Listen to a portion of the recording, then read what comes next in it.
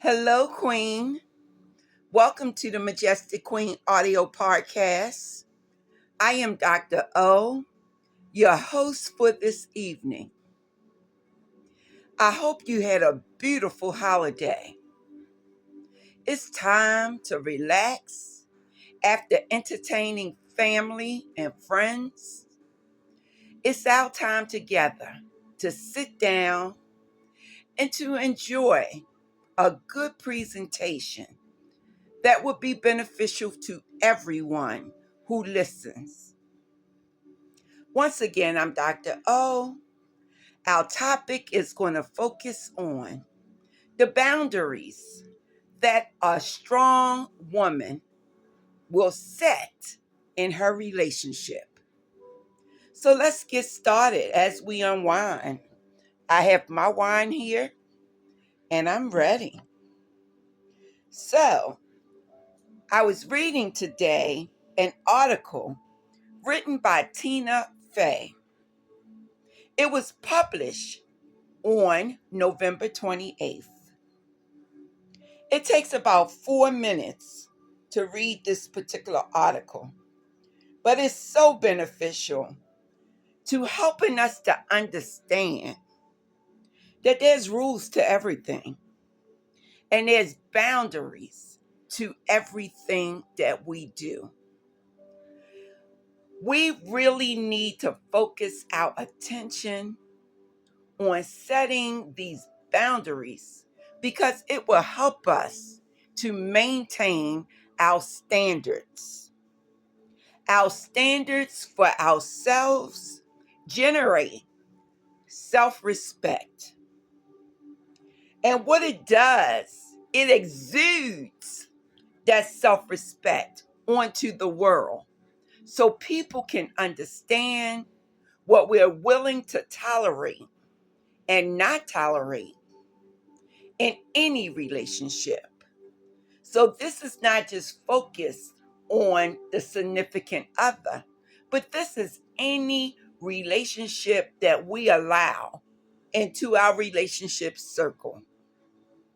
So let's go through some of the points that I read about today. The first point is no means no. Sometimes it's so difficult to say no to the people that we love. And then when we say no, we sometimes backtrack and bend the rule. Well, if we do this too often, we're not going to be respected. And so we must set the boundary of no, meaning no, to keep our self respect. Sometimes when we're unclear about our boundaries, then it makes it confusing for the person who is the recipient of hearing no. Now, you can say no and it doesn't always work. Trust me, I go through it. But the most important thing is to be consistent and really stand your ground when you say no. We can do this without being confrontational, and we can do this without aggression because you know aggression will lead to an argument. In every relationship that you maintain, you want to think beyond yourself. In other words, how will this person feel about what you're saying and how you're interacting with them? I know it's difficult, Majestic Queen, but if you want to retain that particular relationship, it must be done. The next point we're going to talk about is when you need your personal space. The statement to use is I need space. And when you say this to an individual, it should be respected, because no one knows exactly when a person will reach their breaking point. It is not the time to continue to push and push just so that you can get what you want to say out the way or what you want to have done. It's a turnoff when your personal space isn't respected.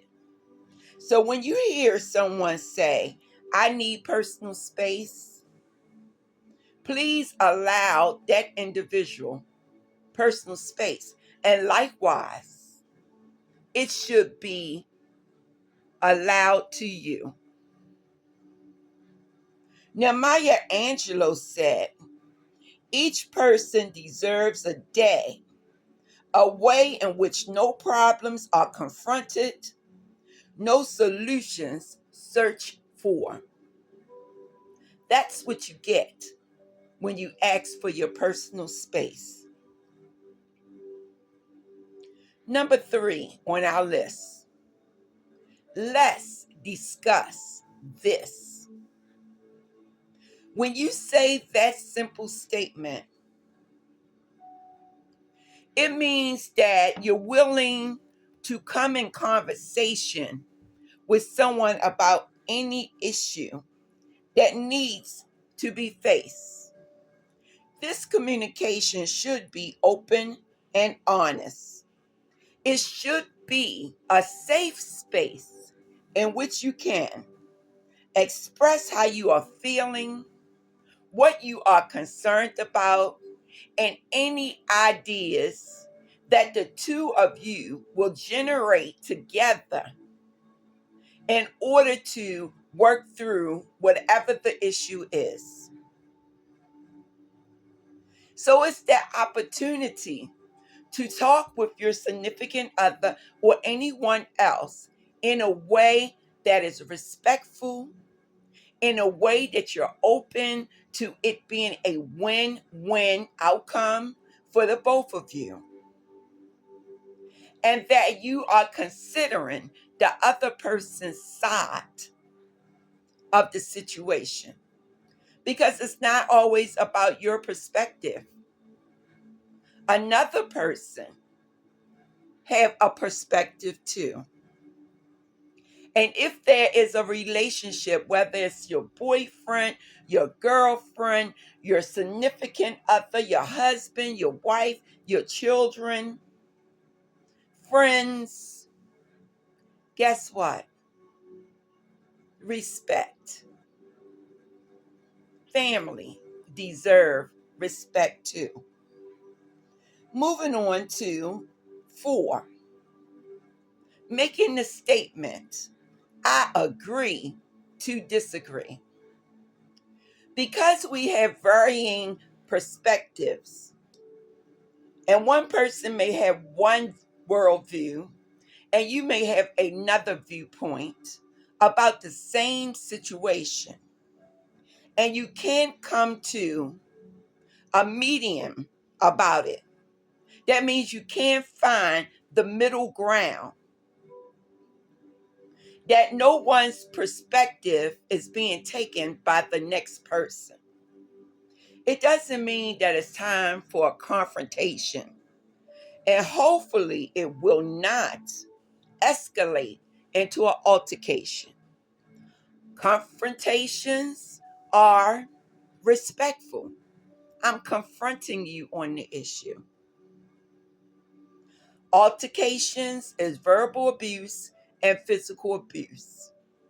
And that is anger, very intense anger, because at the lower level of frustration, it was not resolved. The issue was not resolved. And so it escalated. It may have been no more conversation about it, but the other person is becoming more and more frustrated. And as that person is in an argument, That frustration has now turned into anger. Then you have an altercation, verbal or physical. We do not want issues to go unresolved to the point that it leads to an altercation.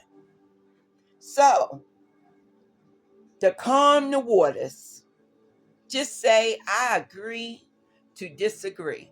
That means I'm maintaining my position, you're maintaining your position. We're not on the same page with this, but it's still okay. You're not going to see everything my way, and I'm not going to see everything your way. That's what's being communicated. 5, that's not okay with me. In this communication, what you're saying is, no, I don't go along with that. I can't go along with that.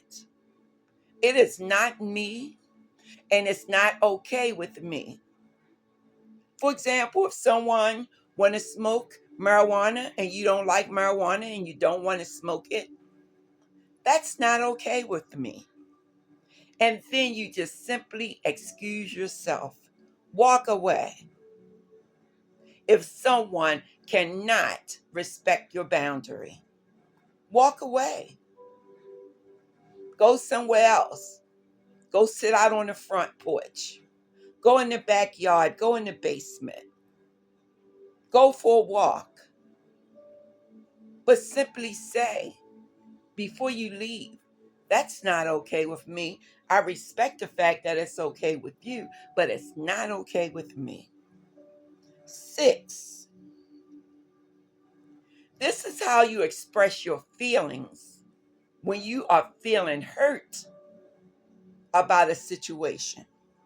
What you say is, I feel hurt. You don't point the finger and blame someone else.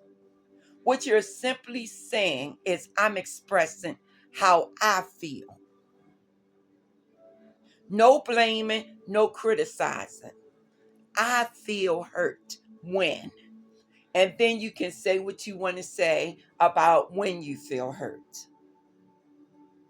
That is letting the other person know that you have deep feelings about the situation at hand. It means that you're being vulnerable enough to express your feelings. And it also means that you're getting your feelings out. Now, does it mean that someone is going to go along with your feelings? Maybe, maybe not. But you expressed how you feel. And our final point for this evening is a statement that you should say when you feel disrespected.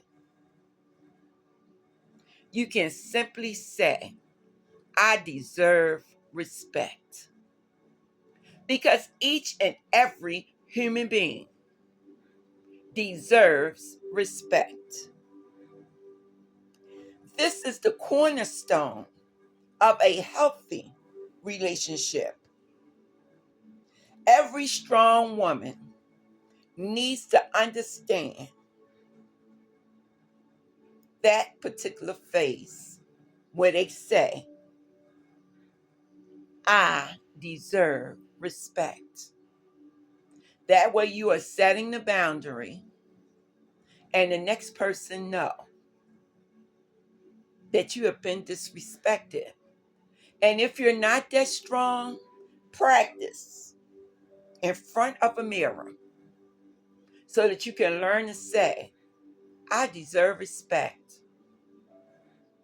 And then you say why you feel that way. Eleanor Roosevelt said, no one can make you feel inferior without your consent. No one can make you feel inferior without your consent. They may try, but they can't do it unless you allow it. So, Majestic Queen, I want you to understand that you are as important as the next person. Respect yourself and gain the respect from other people. Well, Majestic Queen, we have done it. We have managed to go through another worthwhile presentation. With that being said, have a good evening, and I'll talk to you another time.